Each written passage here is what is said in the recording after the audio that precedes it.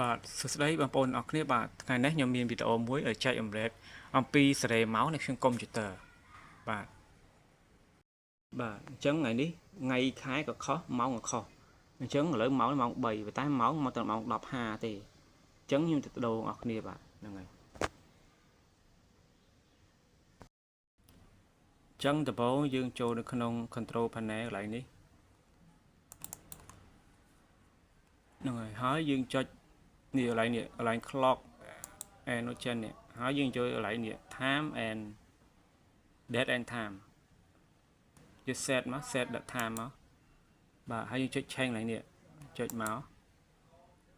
ឥឡូវថ្ងៃទី25ខែ4ហ្នឹងហើយម៉ោងនេះយើងសេដាក់មកម៉ោង15 ម៉ោ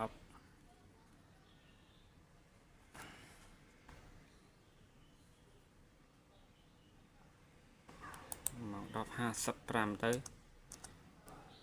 ហ្នឹងហើយបងប្អូនអញ្ចឹងកន្លែងនេះដាក់ AM មកចុចពេលមកចុចពាក្យចុចក្រោមមកចុច AM វិញពួយផឹកហ្នឹងហើយអញ្ចឹងត្រូវហ្នឹងហើយបងប្អូនអញ្ចឹងពេលហើយយើងចុចអូខេមកហើយយើងទៅបិទពេញមកហ្នឹងហើយយើងទៅមើលកន្លែងមិញវិញតើវាត្រូវម៉ោងអត់នេះបងប្អូននេះត្រូវវិញនេះថ្ងៃខែ